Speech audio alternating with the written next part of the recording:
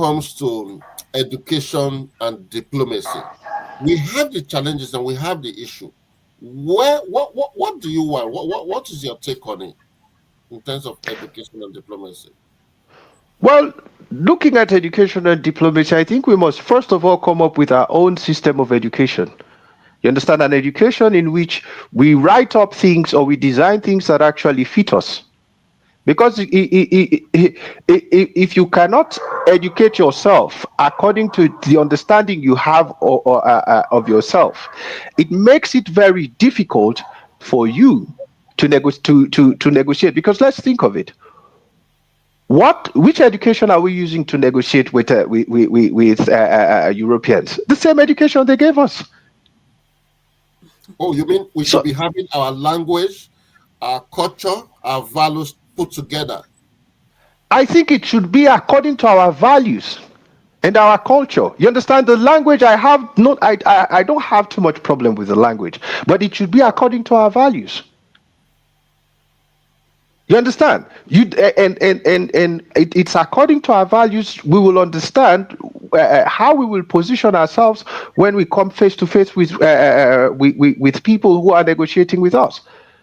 But if you look at our educational system, what do we have? You understand all that we know about law, economics, international negotiations, or diplomacy. You understand diplomatic relations are what they taught us. So it actually means that they can spin the game whenever and however they want to. Yeah, of course, of course. You understand? We're moving according to their own terms, not our own. Even if we have the policy, there is no working. It's not working. It's not working. Okay, okay. I don't know. Catherine, do you want to? Do you have? What was your take on the education and diplomacy? Do you have any different view? Oh yes. First of all, the first thing we have to do, first of all, is to remove the kind of a curriculum that we're using at the moment. Um, in Africa, we don't have, our educational system doesn't encourage or doesn't prepare our young people for creation or for producing. It's preparing people for becoming PhD holders and paper certificate to become, just do theory and be dependent and be workers and be employees all the time.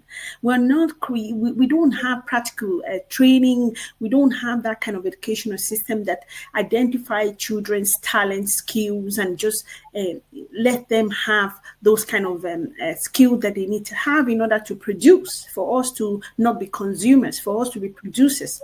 And no wonder our leaders like um, um, um, Kofi rightly said, no wonder that they don't know how to generate money for their own country. No wonder they are very dependent on the loans from IMF to be able to fund things, projects in their country, because they haven't been, our educational system are not actually, they don't teach our people, they don't teach the Africans how they can generate, how they financial management, practical skills. Everything is still geared towards the development and the economic, the economic development of the West is geared towards us going back and working on that system or under the same people. So at the end of the day, we have to have tailored kind of education, tailored towards the need that we have, tailored towards our culture and our values as well. It is what it should be if we're independent, if we're a sovereign country. That's what it should be, and that's what the West are doing, and that's what we should be able to do as well. Okay, thank you very much. Before we go down to our community, because I'm going to talk about Sierra Leone, I'm also going to talk about Nigeria when it comes to inequality. So let's go back again to the question of education and diplomacy. We have partnership platform. When we look at OAU, is the Organization of African Unity, UN, United Nations, do you think these guys are helpful? Where do we stand as an African when it comes to international relation? Do you think they are useful for us, Catherine, before Kofi? I'm just going to quickly look at what the role of or OAU are. They're supposed to be Organization of African Unity. As the name implies, they are supposed to be promoting the unity and solidarity, the unity of African countries, of African states. They are supposed to be helping African states be independent, have their own, protect the integrity of African culture and our own independence and sovereignty, and to also be able to promote the trade union or trade relationship between African countries in order to make the lives of Africans better. We haven't seen that happen in a very long time. Our people, there's no anything that is helping Africa to come out of poverty. And again, we know 100% that Africa is not united. So the purpose of this organization in itself has been defeated. And it needs to be reevaluated, it needs to be looked at to actually come to the terms where we're actually working towards having this united cooperation between African countries. At the moment, the borders are still closed. The border is more difficult to eat from one African person to go to another African country now than it is for you to even fly to some part of Europe. It's not easy, not even the flight, the money to go on the flight. All of that has been done up in a way that makes the objective of this organization completely impossible, and it's not working, as we can see so far. So it hasn't helped us. We are not yet united as Africans. We are not trading amongst ourselves. We don't have free movement again amongst ourselves. So again, it's another institution that is serving.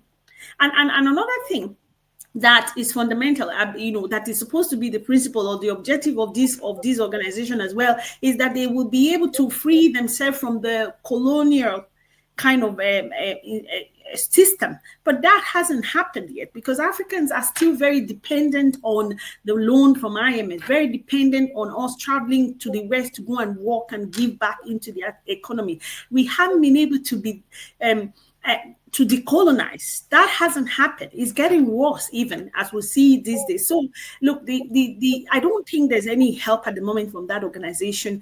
And there's a lot of effort, or the effort that many young Africans are now putting up to try and unite themselves. We see a lot of organizations, young people, Pan-Africanists coming together, trying to promote one Africa, trying to do the work that this organization are supposed to be doing. And what are some of them getting? They're not getting the kind of support that they're supposed to get. Instead, they are even getting maybe sabotaged and not able to let them do this program. So I think that as Africans, we had to start to be proactive. Maybe hold the OAU to account and call them out and say, look, this is the thing that your organization are meant to be doing. We haven't seen anything like that. What is your plan to try and unite the countries to promote free trade and to open the borders for Africans to be able to freely go to each other's country and trade and empower Africans and bring Africans out of this poverty line situation that we are in. Thank you.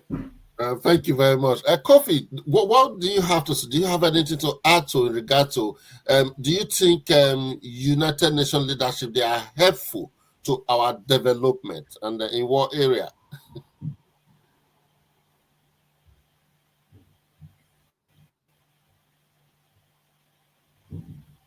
I think if you unmute yourself. Sorry. The UN has not been any useful organization to help Africans.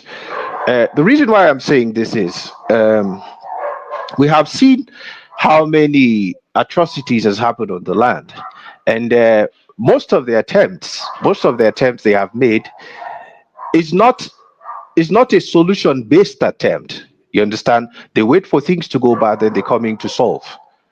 You understand? So the UN is out of it. They don't work for Africa. You understand? They work for the people who created it. And this is what people must understand. The only thing that makes us think that the UN is actually doing something in Africa is because some of our relatives are there making money.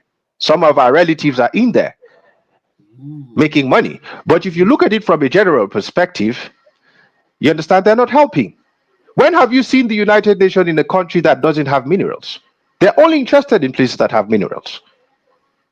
They're only interested in countries that have minerals. And in this conflict in Congo, we saw what happened.